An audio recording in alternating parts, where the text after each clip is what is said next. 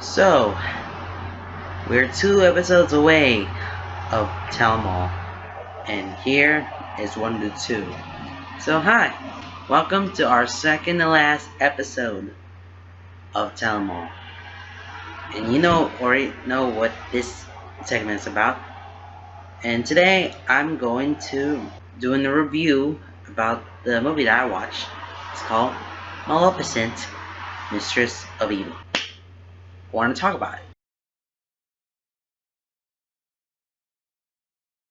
So yeah, this is a perfect magical story. I wanna check it out what this movie is about. I'm gonna give you a little bit of plot, so I'm gonna go for a quick plot here. For the plot that I have is this.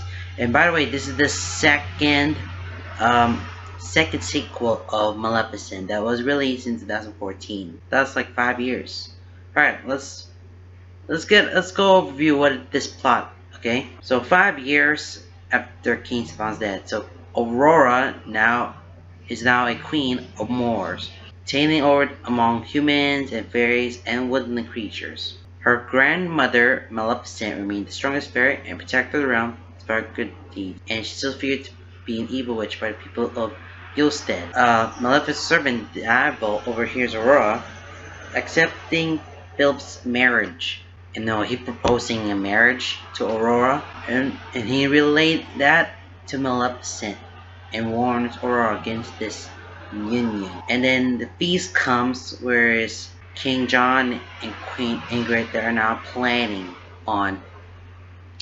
I think they're planning on the feast, and then Maleficent just loses her temper and and then cursed King John into sleep. And on the way to Moors and got hit by Ingrid's servant, Gerda, an iron bullet, and falls unconsciously and saved by this mysterious winged creature that is similar to Maleficent. And then he woke up in a series of these underground caverns where people with wings and fairies, similar to her own, peaceful leader Cornell, who saved Maleficent, and Bora, warlock fairies thrives in open war with different humans, and it discovers one of the last dark phase, and that was her, a powerful species of fairies that almost extinct because of human oppression.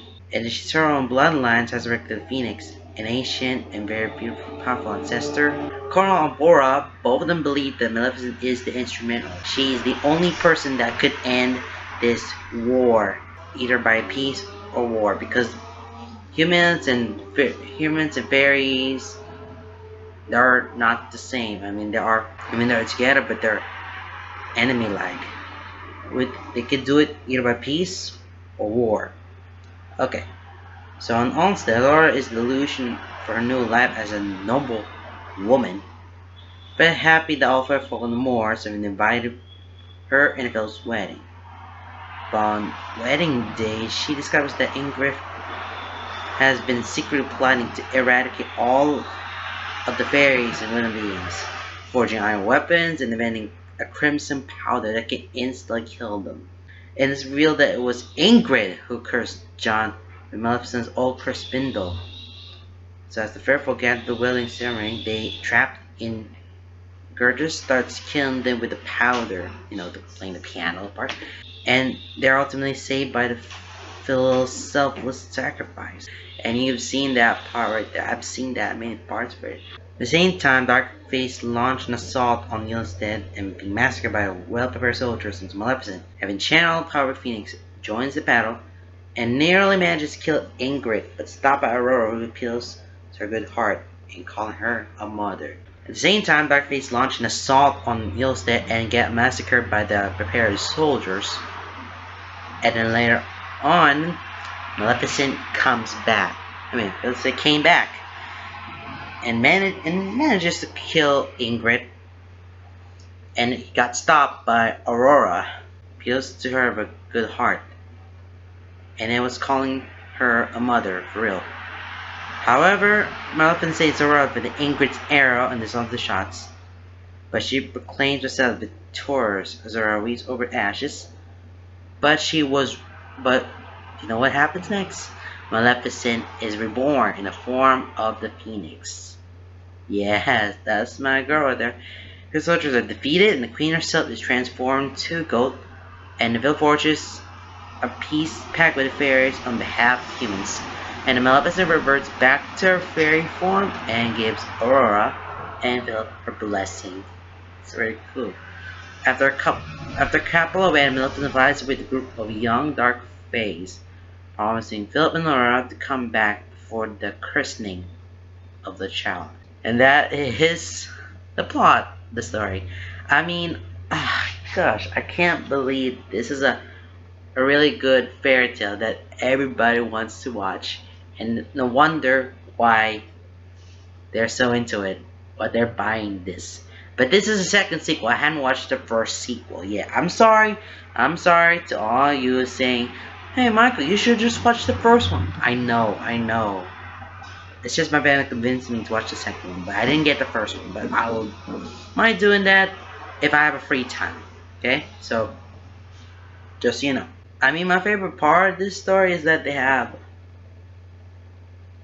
fairies and creatures that are just coming around. And the one that I see, there's like that flower, you know, that blue thing that she had, thing that they held. That was the most powerful flower that you can get, and that can make a powder, crimson powder, that can definitely kill every woodland creatures and fairies all around the moors. But that was very disappointing. That happens. But we finally got what we wanted. Well, that's not my favorite. But my favorite part is that, yeah, this is a very good fairy tale about the Aurors. She knew what she was. She knew that she loved him, Prince Philip. And then realized this is like a wedding. This is probably a good wedding, but realized it's a trap. And that's not good. And this is like, oh no, not good. And then comes to Queen Ingrid. She's really good and all, but really, she really hated Maleficent. And I knew that story from the very beginning if you've seen the first one, but that's kind of want to get to the point. So yeah, I really like this movie a lot, and I'm gonna give you a rating for this. Just to want to end here. From the movie that I watched and wondering if I want to watch the first sequel, I'll give this probably a 9 out of 10. It's not really that. It's not a bad movie, but it was a great movie that I could handle to watch. And but it's just from Walt Disney, so what could go wrong for here? It's just a Walt Disney thing. It's not his thing, but it's just the productions, the Rock Productions. I don't know what I get, but really, it's 9 out of 10. It was a nice movie. It was a great movie that I could just, yep, I can handle to watch this. But yep, it's all about fairies and whatnot. It's all in the movie, and it's really good. It's really good. It's quite better than the first one, but I haven't watched it yet. But I'm gonna try my best to watch the first one. Alright guys, that is the end of my second to last episode of Tell 'Em All. There is one more episode left. We are very close to the end, and we're done with this segment. I've been doing this for starting 2016. It's 3 years already. Jeez. Years already? Gosh. But I really wanted to end this series, end this segment, because, yeah, I don't really watch movie that often, but I wanted to, just wanted to talk about this. There's one more movie left that I need to watch, but I don't know what it is. You know what it is? Here it is. Because it's really sad that we're gonna have to finish up the segment from here. Okay, that is it for now. Goodbye, everybody.